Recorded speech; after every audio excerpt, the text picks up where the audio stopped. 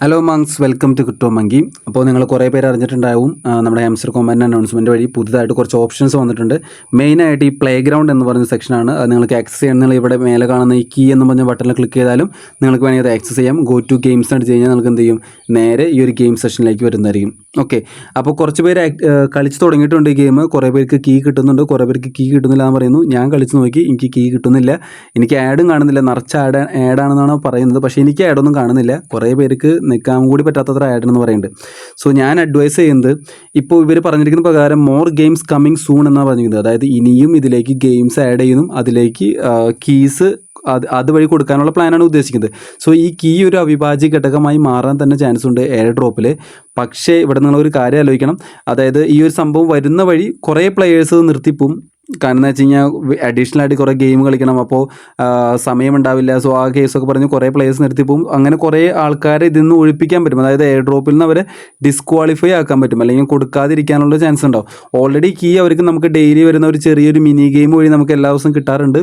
ഇപ്പോൾ additionally key കിട്ടണമെന്നുണ്ടെങ്കിൽ ഇതുപോലത്തെ ഗെയിം കളിക്കാനാണ് പറഞ്ഞിരിക്കുന്നത്. പക്ഷേ നിങ്ങളൊരു കാര്യം ആലോചിക്കണം, നിങ്ങളുടെ ടൈമാണ് ഇവിടെ കൊണ്ട് നിങ്ങൾ ഇൻവെസ്റ്റ് ചെയ്യാൻ പോകുന്നത്. ഇവിടെ നിങ്ങൾക്ക് എന്താണ് റിവാർഡ് കിട്ടുന്നത് എന്നൊരു ഐഡിയയും ഇല്ല. അതായത് ഇതുവഴി എന്താണ് അവർ ഉദ്ദേശിക്കുന്നത്, എത്ര പെർസെൻറ്റേജാണ് എയർ ഡ്രോപ്പ് എന്നൊന്നും ഇതുവരെ ആരും പറഞ്ഞിട്ടില്ല. അവരുടെ ടോക്കണോമിക്സിൽ ഇപ്പോൾ നോട്ട് കോയിൻ കൊടുത്ത പോലെ 90% അല്ലെങ്കിൽ 100% കമ്മ്യൂണിറ്റി അങ്ങനെ ഒരു രീതിക്കല്ല ഇവർ കൊടുക്കാൻ പോണതോ, അല്ലെങ്കിൽ 1% ആണോ, ഒന്നും ഇതുവരെ നമുക്ക് അറിവായിട്ടില്ല.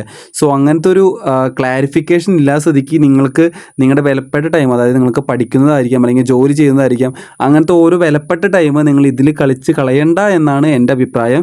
നിങ്ങൾക്ക് ബാക്കി ഇഷ്ടംപോലെ എയർ ഡ്രോപ്പുകളുണ്ട്. ഇതുപോലെ അധികം ടൈം കളയാതെ വളരെ കുറച്ച് ചുരുങ്ങിയ ടൈം മാത്രം കളയുന്ന ഫാമിംഗ് പ്രൊജക്റ്റുകളുണ്ട്. അതിലൊന്നാണ് നമ്മൾ ഇന്നലെ ഇട്ടുണ്ടാകുന്ന ഒരു ബിഗ് പ്രൊജക്റ്റ്, അക്കീനാക്കി എന്ന് പറഞ്ഞ പ്രൊജക്റ്റ് ഉണ്ടാകുന്നു. നിങ്ങൾക്ക് താല്പര്യമുള്ളവർക്ക് ചെയ്യാൻ വളരെ തുച്ഛമായ ടൈം മാത്രം മതി. ആകെ 1.5 മണിക്കൂർ കൂടുമ്പോൾ 5 പ്രാവശ്യം എടുത്ത് വെറുതെ ഫാം ചെയ്യുന്ന പരിപാടിയുള്ളൂ.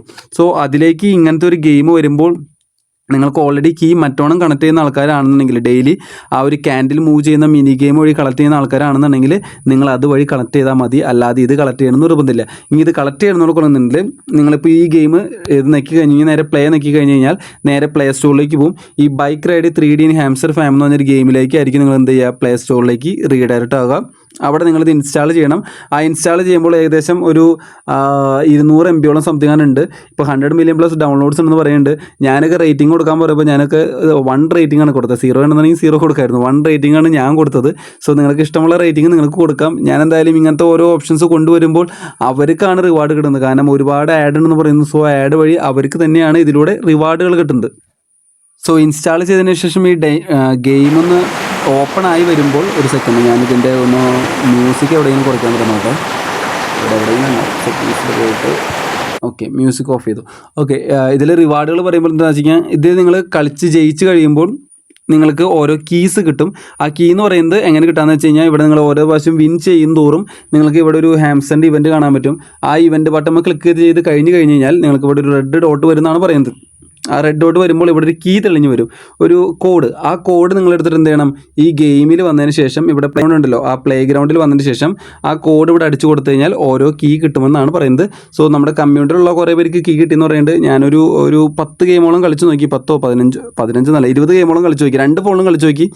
പക്ഷേ എൻ്റെ കയ്യിൽ ആഡ്സ് ആയിട്ടൊന്നും വരുന്നില്ല, ആഡ് കാണാനോ അങ്ങനെ ഒന്നും വരുന്നില്ല. ഇപ്പോൾ എന്ത് നോക്കിയാലും, ഇപ്പോൾ ആഡ് കണ്ട് നിൽക്കുന്ന സംഭവം ഇപ്പോൾ സ്വിച്ച് നോക്കി കഴിഞ്ഞാലും ആഡൊന്നും വർക്ക് ആവുന്നില്ല. സോ എന്താണെന്ന് എനിക്ക് അറിയാൻ പാടില്ല. സോ അങ്ങനെ വർക്ക് ചെയ്യുന്നവർക്ക് വേണമെങ്കിൽ അങ്ങനെ വർക്ക് ചെയ്ത് നിങ്ങൾക്ക് എന്ത് ചെയ്യാം, ആഡ് കണ്ട് എന്തോ ബൈക്കൊക്കെ അപ്ഗ്രേഡ് ചെയ്ത് നിങ്ങൾക്ക് വേണമെങ്കിൽ കൂട്ടാം. അതുപോലെ തന്നെ ഇവിടെ നമുക്ക് ഇങ്ങനെ ഓരോ ബോക്സുകൾ വരുന്നുണ്ട്. അത് ഓപ്പൺ ആക്കി കഴിഞ്ഞ് കഴിഞ്ഞാൽ നിങ്ങൾക്ക് ഓരോ സൈക്കിൾസ് വരും. അതിങ്ങനെ മെർജ് ചെയ്ത് എന്ത് ചെയ്യാം, നിങ്ങൾക്ക് ആ സൈക്കിൾസിൻ്റെ ലെവൽ കൂട്ടാൻ പറ്റും. ഇപ്പോൾ ഇതുപോലെ ഓരോ എയർ ഡ്രോപ്പും വരും. പക്ഷേ ഇതുമ്പോൾ കയറ്റി നോക്കിയാലും എനിക്ക് ആഡൊന്നും വരുന്നില്ല. സോ അങ്ങനെ കണ്ട് നിങ്ങൾക്ക് ആഡ് കണ്ടിട്ടായാലും എന്തൊക്കെ സാധനങ്ങൾ അപ്ഗ്രേഡ് ചെയ്യാൻ പറയുന്നുണ്ട്. പിന്നെ ബോസിനോട് ഫൈറ്റ് ചെയ്യാൻ പറയുന്നുണ്ട്. അങ്ങനെ ഒരുപാട് എന്തൊക്കെയോ ഓപ്ഷൻസ് ഉണ്ട്. അപ്പോൾ അങ്ങനെ ഓപ്ഷൻസ് സെറ്റ് ചെയ്ത് എന്ത് ചെയ്യാം, നിങ്ങൾക്ക് ഈ ഗെയിമിലേക്ക് വരാം.